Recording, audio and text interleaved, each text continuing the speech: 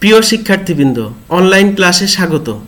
আজকে আমরা গ্যাসের গতীয় সমীকরণ প্রতিপাদন করব, অর্থাৎ PV = 1/3 mc² এই সমীকরণটি প্রতিপাদন করব। আর PV = 1/3 mc² এই সমীকরণ হতে গ্যাসীয় সূত্রসমূহ যেমন বয়েলের সূত্র, চার্চের সূত্র, অ্যাভোগাড্রোর সূত্র, গ্রাহামের ব্যাপন সূত্র, এই 4টি সূত্র আমরা প্রতিপাদন করব। মনে করি একটি ঘনক আকৃতির বাক্সে একটি নির্দিষ্ট পরিমাণ গ্যাস একটি ধ্রুবক তাপমাত্রায় রাখা আছে। আমরা এটা একটা ঘনক আকৃতি কিউবিক একটা হচ্ছে বাক্স ধরলাম। এই বাক্সে আমার একটা গ্যাসীয় স্যাম্পল রাখা আছে। আমরা মনে করলাম একটি তাপমাত্রা কি আছে, নির্দিষ্ট আছে, এবং গ্যাসের পরিমাণ হচ্ছে নির্দিষ্ট। ধরি বাক্সের প্রতি পাশের দৈর্ঘ্য হচ্ছে L সেন্টিমিটার, অর্থাৎ এটা কিউবিক যেহেতু আমরা এই দৈর্ঘ্যটাও ধরলাম L, এটাও ধরলাম L, এটাও ধরলাম L, অর্থাৎ এর হচ্ছে প্রত্যেকটি বাহুর দৈর্ঘ্য হচ্ছে কি L সেন্টিমিটার। মোট গ্যাস অণুর সংখ্যা ধরলাম N। প্রতিটি গ্যাস অণুর ভর হলো M, অর্থাৎ যতগুলো গ্যাস অণু আছে তার প্রত্যেকটির ভর হচ্ছে কি M। যে কোনো একটি অণুর বেগ হচ্ছে v1। আমরা ধরেছি কি অণুর মোট গ্যাস অণুর সংখ্যা হচ্ছে n, তাহলে একটি অণুর যদি বেগ v1 হয়, আরেকটি v2, আরেকটি v3, এইভাবে ডট ডট ডট ইত্যাদি। অর্থাৎ আমরা যে কোনো একটা অণুর ক্যালকুলেশন করব, তারপরে আমরা সকল কিছুর বিবেচনা করব, সকল গ্যাস অণুর কথা বিবেচনা করব। তাহলে আমরা যে কোনো একটি অণুর বেগ ধরলাম কি v1। xy জেড অক্ষ বরাবর একটি অণুর বেগ, তাহলে আমরা তিনটি অক্ষ বরাবর একটি অণুর বেগ কি হবে আমরা একটু দেখি। গ্যাসের গতিতত্ত্ব অনুযায়ী গ্যাস অণুসমূহ সম্ভবপর সব দিকে ইতস্তত সর্বদা ছুটাছুটি করে, অর্থাৎ এটা আমরা এই লাইনটা আমরা এই স্বীকার্যটি আমরা গ্যাসের গতিতত্ত্ব থেকে পাই। যেহেতু বেগ একটি ভেক্টর রাশি, সেহেতু v1 বেগের একটি অণুর বেগের x, y ও z অক্ষ বরাবর বেগের উপাংশ হবে যথাক্রমে v1x, v1y ও v1z। কারণ কি আমার বেগটা হচ্ছে অণুর বেগ হচ্ছে v1, তাহলে x অক্ষ বরাবর হলে আমার হচ্ছে কি আমি x অক্ষ বোঝাতে এই যে 1 এর পরে কমা দিয়ে আমি x দিয়েছি, তাহলে x অক্ষ বরাবর উপাংশ হচ্ছে v1, x, y অক্ষ বরাবর উপাংশ v1y, ও z অক্ষ বরাবর উপাংশ হচ্ছে v1, z। যেটা আমরা এখানে দেখতে পাচ্ছি, এটা হচ্ছে v1x, এটা v1y এবং এটা v1z। আর যেহেতু এটা ভেক্টর রাশি, এই লব্ধি বেগ v1 হচ্ছে এই বরাবর। সুতরাং ভেক্টরের নিয়ম অনুযায়ী লিখতে পারি v1² = v1x² + v1y² + v1z²। তাহলে আমরা যদি উপাংশগুলো v1x হয় একটা, v1y হয় একটা, v1z হয় একটা, আর লব্ধি বেগ যদি v1 হয়, তাহলে আমরা ভেক্টরের নিয়ম অনুযায়ী লিখতে পারি, এই সমীকরণটি লিখতে পারি। বাক্সের এ তলে একটি অণুর প্রতি সেকেন্ডে সংঘর্ষ সংখ্যা। আমরা কিউবিক বাক্স নিয়েছি, সেই কিউবিক বাক্সের 6টা তল আছে, তাহলে আমরা যে কোনো একটা তলের আগে হিসাব করব। বাক্সের এ তল বরাবর প্রতি সেকেন্ডে অণুর সংঘর্ষ সংখ্যা হিসাব করব। কোন অণুটি? একটি অণুর। মনে করি একটি অণু x অক্ষ বরাবর v1x বেগে বাক্সের এ তলে আঘাত করে -v1x বেগে সোজা বিপরীত দিকে বাক্সের বি তলের দিকে অগ্রসর হয়। তাহলে আমরা গ্যাসের গতিতত্ত্ব থেকে জানি যে কি সংঘর্ষ সমূহ সম্পূর্ণরূপে স্থিতিস্থাপক, অর্থাৎ সংঘর্ষের ফলে কোনো রকম শক্তি পরিবর্তন হয় না। তাহলে একটি অণু যদি x অক্ষ বরাবর v1x বেগে বাক্সের এ তলে আঘাত করে, তাহলে সে আবার সিটকে বিপরীত দিকে আসবে। তাহলে বিপরীত দিকে আসলে সেটা হবে কি মাইনাস, তাহলে সেটা হবে কি -v1 বেগে সোজা বিপরীত দিকে বি বাক্সের দিকে বি তলের দিকে অগ্রসর হবে। অণুটিকে পুনরায় এ তলে আঘাত করতে হলে এটিকে L সেন্টিমিটার দূরত্ব অতিক্রম করে বি তলে আঘাত করে আবারও L সেন্টিমিটার দূরত্ব অতিক্রম করতে হবে। অর্থাৎ সোজা কথা, আমার এ থেকে যদি যাত্রা শুরু করে বিতে যায়, বিতে সংঘর্ষ হওয়ার ফলে আবার এতে আসলে আবার পরের সংঘর্ষটা হবে। অর্থাৎ এ থেকে বিতে গেলে L সেন্টিমিটার দূরত্ব অতিক্রম করতে হবে, আবার বি থেকে এতে আসলে L সেন্টিমিটার দূরত্ব অতিক্রম করতে হবে। এখানে যা বলছিলাম যে এই অণুটা যদি, এই গ্যাস অণুটা যদি এখানে আঘাত হানে, এখান থেকে সোজা এই বিতে গেলে আবার পরবর্তী বি তলে আঘাত সংঘর্ষ হবে, সেখানে দূরত্ব হচ্ছে কি L সেন্টিমিটার যেতে হবে। এখান থেকে আবার সংঘর্ষ হয়ে পুনরায় যদি এতে আসে, তাহলে কি হবে L + L টুয়াইস L দূরত্ব অতিক্রম করতে হবে।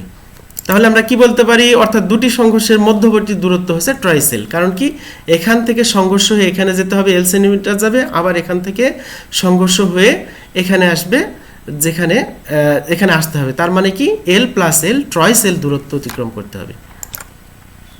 সুতরাং অণুটির এ তল হতে পুনরায় এ তলে ফিরে আসতে প্রয়োজনীয় সময় লাগবে, প্রয়োজনীয় সময় t = twice L divided by v1 x।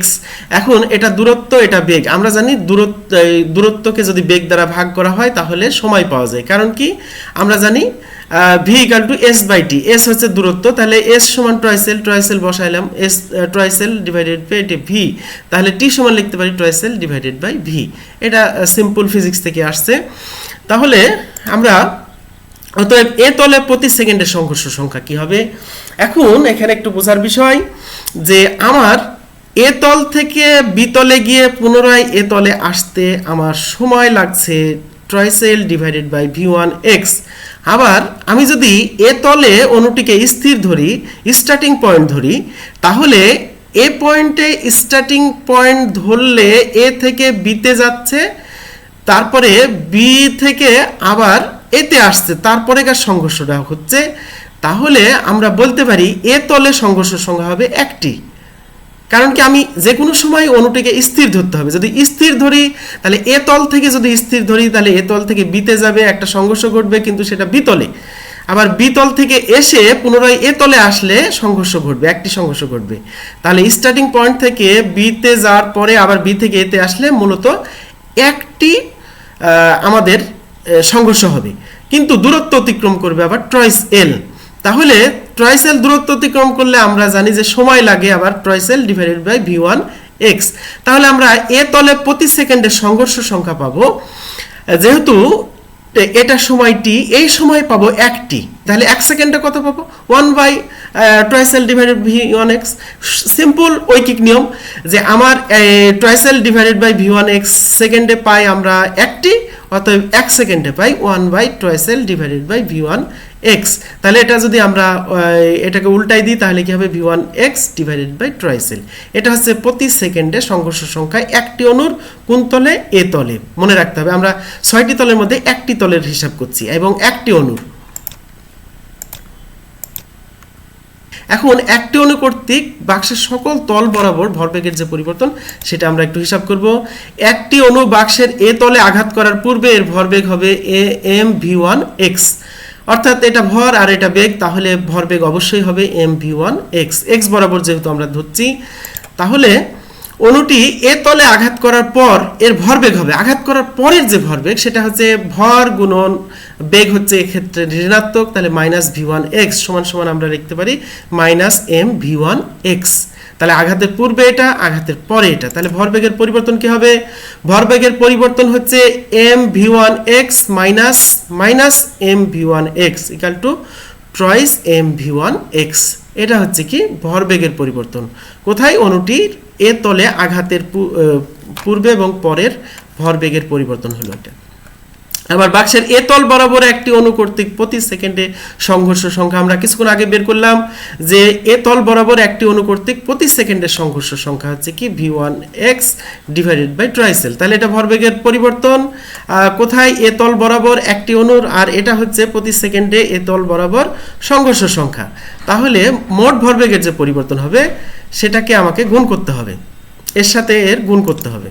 সুতরাং অণুটি কর্তৃক এ তল বরাবর প্রতি সেকেন্ডে ভরবেগের মোট পরিবর্তন কি হবে, ট্রাইস mv1 x। এটা হচ্ছে সংঘর্ষের আগেও পরে এ তল বরাবর একটি অণুর ভরবেগের পরিবর্তন, আর এটা হচ্ছে কি প্রতি সেকেন্ডে এ তল বরাবর অণুটির সংঘর্ষ সংখ্যা। তাহলে ভরবেগের যে মোট পরিবর্তন হবে অবশ্যই দুটাকে গুণ করতে হবে, তাহলে দুটা গুণ করলে 2 কেটে যায়, mv1 x square divided by l। এটা আমাদের প্রতি সেকেন্ডে এ তল বরাবর অণুটির মোট ভরবেগের পরিবর্তন। আবার অণুটি কর্তৃক এ ও বি তল বরাবর প্রতি সেকেন্ডে ভরবেগের মোট পরিবর্তন হবে 2 ইন্টু এ তল বরাবর প্রতি সেকেন্ডে ভরবেগের পরিবর্তন, মোট পরিবর্তন। তাহলে আমরা কি পেলাম, অণুটির এ তল বরাবর মোট ভরবেগের পরিবর্তন পেলাম। এখন যদি বি তল বরাবর ধরি তাহলে তো একই হবে, এ তলেও যতখানি হবে বি তলেও একই রকম হবে। তাহলে কি, এ তলের মানটাকে 2 দ্বারা গুণ করলে এ ও বি তল বরাবর প্রতি সেকেন্ডে ভরবেগের মোট পরিবর্তন পাবো। তাহলে এই মানটাকে আমরা কি করব, 2 দ্বারা গুণ করলাম, তাহলে 2 into M v1 X square divided by L. এটা হচ্ছে কি এ ও বি তল বরাবর প্রতি সেকেন্ডে ভরবেগের পরিবর্তন। তাহলে আমরা 6টা তলের মধ্যে আমরা 2টা তলের অলরেডি আমরা জেনে গেলাম। সুতরাং আমরা বলতে পারি একটি অণু কর্তৃক এক্স অক্ষ বরাবর প্রতি সেকেন্ডে ভরবেগের পরিবর্তন। যেহেতু কিউবিক একটি 3 ডাইমেনশনাল একটা বাক্স, তাহলে সেখানে আমরা এ এবং বি দুই তলের যদি কল্পনা করি, এ এবং বি হচ্ছে এক্স অক্ষ বরাবর, অর্থাৎ 3টি তলের মধ্যে 6টি তলের মধ্যে 2টি তল হয়ে গেল, অর্থাৎ 3টি অক্ষের মধ্যে একটি অক্ষ বরাবর প্রতি সেকেন্ডে ভরবেগের পরিবর্তন আমরা পেয়ে গেলাম। সেটা কি, thrice M v1 x square divided by L. তাহলে এটা একটা অক্ষ এক্স অক্ষ বরাবর হলো। একইভাবে আমরা পাই একটি অণু কর্তৃক y ও z অক্ষ বরাবর প্রতি সেকেন্ডে ভরবেগের পরিবর্তন হবে যথাক্রমে thrice M v1 y square divided by L and thrice M v1 z square divided by L. কারণ কি, এক্স অক্ষ বরাবর যা হবে ওয়াই অক্ষ বরাবরও তাই হবে, জেড অক্ষ বরাবরও তাই হবে। কারণ অণুগুলো সর্বদা কি করে, সম্ভাব্য সব দিকে ইতস্তত র্যান্ডমলি কি করে হচ্ছে ছুটাছুটি করে। তাহলে সকল অক্ষ বরাবরই ভরবেগের পরিবর্তন সমান হবে। তাহলে আমরা এটা এক্স অক্ষ বরাবর পেলাম, এটা ওয়াই অক্ষ বরাবর পেলাম, এটা জেড অক্ষ বরাবর পেলাম। এক্স অক্ষ বরাবর হচ্ছে এ ও বি তলের, ওয়াই অক্ষ এটা আরো 2টি তলের, এটা আরো 2টি তলের, তার মানে মোট 6টি তলের আমরা ভরবেগের মোট পরিবর্তন পেয়ে গেলাম। তাহলে এগুলো আমরা যোগ করে দিলেই আমাদের কি হবে, 3 অক্ষ বরাবর মোট ভরবেগের পরিবর্তন, একটি অণু কর্তৃক ভরবেগের পরিবর্তন পেয়ে যাব। তাহলে কি, সুতরাং আমরা একটি অণু কর্তৃক বাক্সের সকল তল বরাবর প্রতি সেকেন্ডে ভরবেগের পরিবর্তন কি হবে, তাহলে আমরা 3টি অক্ষ বরাবর যে ভরবেগের মোট পরিবর্তন পেলাম সেটা যোগ করে দিলাম। তাহলে কি, thrice M v1 x square divided by L plus thrice M v1 y square divided by L plus thrice M v1 z square divided by L. তাহলে এখানে thrice M divided by L common যায়, common গেলে thrice M divided by L common নিলাম। তাহলে কি হলো, v1 x square plus v1 y square plus v1 z square. আমরা প্রথমেই জেনেছি এটা সমান আবার অণুটির লব্ধি বেগ, সেটা কি v1। তাহলে এটা সমান আমরা লিখতে পারি thrice M v1 square divided by L. আমরা এটা পেলাম কি ক্ষেত্রে, একটি অণু কর্তৃক বাক্সের সকল তল বরাবর প্রতি সেকেন্ডে ভরবেগের পরিবর্তন, একটির জন্য আমরা হিসাব করে ফেলেছি। সকল অণু কর্তৃক বাক্সের সকল তল বরাবর মোট ভরবেগের পরিবর্তন কি হবে আমরা একটু দেখব। সকল অণু কর্তৃক বাক্সের সকল তল বরাবর প্রতি সেকেন্ডে ভরবেগের পরিবর্তন হবে। এটা আগের যে সমীকরণ আমরা কি করলাম, সবগুলো যোগ করলাম, সেটা কি, একটি অণুর ক্ষেত্রে 3 অক্ষ বরাবর যোগ করলাম। এবার কি করতে হবে, আমার সকল অণুর 3 অক্ষ বরাবর যোগ করতে হবে। তাহলে এটা হচ্ছে কি, thrice M v1 square divided by L, এটা একটি অণুর 3 অক্ষ বরাবর। তারপরে এটা হচ্ছে কি, আরেকটি অণুর যেখানে যার বেগ হচ্ছে v2, তাহলে thrice M v2 square divided by L plus thrice M v3 square divided by L plus যতটি অণু থাকবে সবগুলোর যদি 3 অক্ষ বরাবর ভরবেগের মোট পরিবর্তন, প্রতি সেকেন্ডে ভরবেগের মোট পরিবর্তন আমরা হিসাব করি, তাহলে এইভাবে আমাদেরকে লিখতে হবে। এখন আমরা এখান থেকে thrice M divided by L common নিব, তাহলে কি হয়, v1 square plus v2 square plus v3 square plus dot dot যতগুলো থাকবে। তাহলে এখানে আমরা আবার একটা টেকনিক করব, সেই টেকনিকটা কি, উপরে এবং নিচে আমরা এম নিব। এই সমীকরণে উপরে নিচে এন নেওয়ার অর্থ, ক্যাপিটাল এন নেওয়ার অর্থ হচ্ছে কি সমীকরণে কোনো পরিবর্তন আমরা করিনি। তাহলে thrice M N divided by L into v1 square plus v2 square plus v3 square plus dot dot dot dot divided by N. এখন এই জিনিসটা সমান আমরা জানি, এটা হচ্ছে কি অ্যাভোগাড্রোর সংখ্যা এন দ্বারা লবহরকে যথাক্রমে গুণ ভাগ করে আমরা বললাম উপরে এবং নিচে এন নিলাম, আর এখানে সি স্কয়ার হলো অণুর গড় বর্গ বেগ। এটা হচ্ছে বেগের কি বর্গ সবগুলোনের যোগ ডিভাইডেড বাই অণুর সংখ্যা, অর্থাৎ এটা কি গড় বর্গ বেগ। তাহলে গড় বর্গ বেগকে আমরা সি দ্বারা প্রকাশ করি, তাহলে সি স্কোয়ার, এটা সমান হয়ে গেল সি স্কোয়ার। তাহলে সমান সমান আমরা কি লিখতে পারি, thrice M N C square divided by L. সেটা কি, সকল অনুকর্তৃক বাক্সের সকল তল বরাবর মোট ভরবেগের পরিবর্তন। অর্থাৎ আমরা সবগুলো অণুর জন্যে সব অক্ষ বরাবর মোট ভরবেগের পরিবর্তন পেয়ে গেছি। ভরবেগের পরিবর্তন হতে গ্যাসের চাপ নির্ণয় করব আমরা এবার। যেহেতু প্রতি সেকেন্ডে ভরবেগের পরিবর্তন সমান বল, অর্থাৎ প্রতি সেকেন্ডে ভরবেগের পরিবর্তন ইকুয়াল টু আমরা ফোর্স বা বল বলতে পারি। কারণ কি, F equal to M A, আমরা জানি এটা। তাহলে F equal to M A সমান এ সমান আবার কি ভি বাই টি, তাহলে M V divided by T. M V equal to কি, ভরবেগের পরিবর্তন ডিভাইডেড বাই কি, সময়। তাহলে এই টি নিচে আছে, তাহলে আমরা যদি একক সময় ধরি তাহলে একক সময়টা কি, প্রতি সেকেন্ডে। তাহলে প্রতি সেকেন্ডে ভরবেগের পরিবর্তন, তাহলে আমরা কি লিখতে পারি, প্রতি সেকেন্ডে ভরবেগের পরিবর্তন সমান বল লিখতে পারি। তাহলে বল সমান আমরা লিখতে পারি thrice M N C square divided by L. কারণ কি, এটাই আমরা ভরবেগের পরিবর্তন সকল অণুর জন্য সকল অক্ষ বরাবর পাইলাম। তাহলে এটাই সমান বল, যেহেতু আমরা সংজ্ঞা অনুসারে পাচ্ছি প্রতি সেকেন্ডে ভরবেগের পরিবর্তন সমান বল, তাহলে এটাই বল সমান এটা পাবো। আবার চাপ সমান বল বাই ক্ষেত্রফল, আমরা জানি চাপ পি সমান এফ বাই এ, অর্থাৎ বল বাই ক্ষেত্রফল। সুতরাং গ্যাসের চাপ পি হলে আমরা লিখতে পারি, যদি গ্যাসের চাপ পি হয় তাহলে আমরা কি লিখতে পারি, পি সমান লিখতে পারি, এটা হচ্ছে বল আর এটা হচ্ছে ক্ষেত্রফল। আমরা জানি ঘনকের 6টি তল আছে এবং প্রতিটির ক্ষেত্রফল এল স্কোয়ার। তাহলে মোট ক্ষেত্রফল কি হবে, 6L স্কোয়ার। ঘনকের 6টি তল এবং প্রতিটি তলের হচ্ছে ক্ষেত্রফল এল স্কোয়ার, কারণ দৈর্ঘ্য হচ্ছে কি, হচ্ছে এল। তাহলে ক্ষেত্রফল এল স্কোয়ার এবং 6টি তল 6L স্কোয়ার। তাহলে আমার আর এটা আমরা বল, এখান থেকে আমরা বলছি যে কি এটা আমরা বল। তাহলে thrice M N C square divided by L divided by 6L square. এটাকে যদি আমরা সিম্পলিফাই করি তাহলে thrice M N C square divided by L into 6L square. তাহলে এখানে 2 কেটে যায়, নিচে থাকে 3, তাহলে আমরা পাই P equal to M N C square divided by 3L cube. আবার আয়তন ভি সমান এল কিউব, তাহলে আমরা এল কিউবের পরিবর্তে কি লিখে দিতে পারি, ভি লিখে দিতে পারি। তাহলে P equal to M N C square divided by 3V। তাহলে আমরা এটাকে আরো সিম্পলিফাই করলে PV equal to 1/3 mn C square. এটাই হচ্ছে গ্যাসের গতীয় তত্ত্বের সমীকরণ।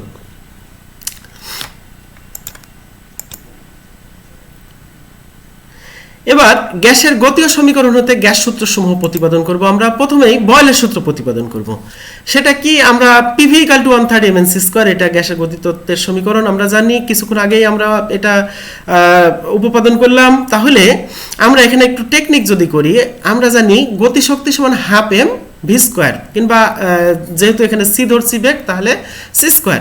তাহলে আমরা এখানে হাফ যদি নিই তাহলে উপরে অবশ্যই 2 দিতে হবে, তাহলে 2/3 into half mn C square. এখন এই এন হলো অণুর সংখ্যা আর এম হলো প্রতিটি অণুর ভর, তাহলে এটা হচ্ছে কি আণবিক ভর, তার মানে ভর, আর এটা হচ্ছে কি বেগের বর্গ। তাহলে এই অংশটুকু সমান আমরা গতিশক্তি লিখতে পারি, গতিশক্তি ইকে, অর্থাৎ 2/3 ইকাল টু ইকে, অর্থাৎ পিভি ইকাল টু 2/3 ইন্টু ইকে, এটা লিখতে পারি। আবার ইকে সমান আমরা জানি কেটি, কারণ কি গতিশক্তি পরম তাপমাত্রা সমানুপাতিক। তাহলে সমানুপাতিক চিহ্ন উঠাই দিলে আমরা কি লিখতে পারি, ইকে ইকাল টু কেটি। কে হচ্ছে বোল্টজম্যান ধ্রুবক, কে বলা হয় বোল্টজম্যান ধ্রুবক। এই ইকে সমান আবার কেটি, তাহলে কেটি আমরা বসাই দিলাম। তাহলে ভি সমান কি লিখতে পারি, 2/3 ইন্টু কেটি ইন্টু 1/p। এখন বয়েলের সূত্র বলছে কি, বলছে স্থির তাপমাত্রায় নির্দিষ্ট ভরের কোনো গ্যাসের আয়তন এর উপর প্রযুক্ত চাপের ব্যস্ত আনুপাতিক। তাহলে আমরা যদি স্থির চাপ মানে টি কনস্ট্যান্ট ধরি, তাহলে 2 কনস্ট্যান্ট, 3 কনস্ট্যান্ট, কে কনস্ট্যান্ট আর টি কে কনস্ট্যান্ট ধরলাম, তাহলে এই অংশটুকু কনস্ট্যান্ট। তাহলে এখান থেকে আমরা কি লিখতে পারি, ভি ইজ প্রপোর্শনাল 1/p, যা বয়েলের সূত্র। অর্থাৎ গ্যাসের গতীয় সমীকরণ থেকে বয়েলের সূত্র প্রতিপাদন করা যায়। এবার আমরা চার্লসের সূত্র প্রতিপাদন দেখব। আমরা আগের থেকেই জানি একই রকম ভাবে সমীকরণগুলো অগ্রসর হবে। PV equal to 1/3 mn C square, এটা হচ্ছে গ্যাসের গতীয় সমীকরণ। আমরা আগের মতোই চালাকি করলাম, 2/3 into half mn C square equal to 2/3 into E K equal to PV equal to 2/3 into KT, এটা আমরা জানি। তাহলে ভি সমান কি লিখতে পারি, 2/3 into 1/p P into k into T.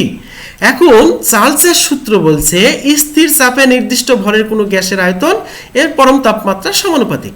তাহলে আমরা যদি এই চাপটাকে স্থির ধরি, কনস্ট্যান্ট ধরি, তাহলে এটা কনস্ট্যান্ট, এটা কনস্ট্যান্ট, এটা কনস্ট্যান্ট, তাহলে এই পুরোটা কনস্ট্যান্ট, ভ্যারি করবে কি, এটা হচ্ছে চলক। তাহলে ভি ইজ প্রপোর্শনাল টি, যা চার্লসের সূত্রকে নির্দেশ করছে। এবার অ্যাভোগাড্রোর সূত্র প্রতিপাদন করব আমরা। একই তাপমাত্রা চাপে দুটি একই আয়তনে গ্যাসের কথা বিবেচনা করছি, অর্থাৎ দুটি গ্যাস বিবেচনা করছি যাদের আয়তন এক, তাপমাত্রা এক, চাপ এক। তাহলে যদি তাই হয়, ধরি প্রথম গ্যাসের অণুর সংখ্যা N1, প্রতিটি অণুর ভর M1 ও গড় বর্গবেগ C1 স্কয়ার প্রথম গ্যাসের ক্ষেত্রে। আর দ্বিতীয় গ্যাসের অণুর সংখ্যা ধরলাম N2, প্রতিটি অণুর ভর M2 ও গড় বর্গবেগ হচ্ছে C2 স্কয়ার। এটা আমরা ধরলাম। তাহলে PV equal to 1/3 M1 N1 C1 square, এটা আমরা লিখতে পারি প্রথম গ্যাসের জন্য। কারণ কি, চাপ একই ধরেছি, আয়তন একই ধরেছি, তাহলে এখানে কোনো পরিবর্তন হবে না, কিন্তু এগুলা পরিবর্তন হবে। এবং দ্বিতীয় গ্যাসের ক্ষেত্রে আমরা লিখতে পারি PV equal to 1/3 M2 N2 C2 square, এটা প্রথম গ্যাসের ক্ষেত্রে, এটা দ্বিতীয় গ্যাসের ক্ষেত্রে। তাহলে এই দুটা সমীকরণে যদি এই পাশেও PV এই পাশেও PV, আমরা লিখতে পারি 1/3 M1 N1 C1 square equal two 1/3 M2 N2 C square. এক নম্বর সমীকরণ দিলাম আমরা। এবার আমরা কি করব, আমরা গ্যাসের গতিশক্তি সমান জানি।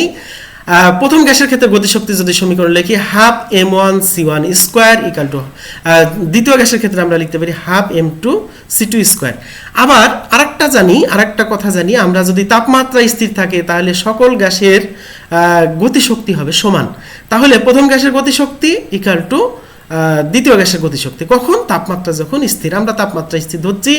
তাহলে এক নম্বরকে যদি 2 নম্বর দ্বারা ভাগ করি, তাহলে এই 1/3 এই 1/3 কাটে, এই হাফ কেটে যায়, M1 কেটে যায়, C1 স্কয়ার কেটে যায়, এখানে M2 কেটে যায়, C2 স্কয়ার কেটে যায়, থাকে N1 ইকুয়াল টু N2। অর্থাৎ একই তাপমাত্রা চাপে সম আয়তন সকল গ্যাসে কি হচ্ছে সমান সংখ্যক অণু থাকবে। এটাই হচ্ছে অ্যাভোগাড্রোর সূত্র।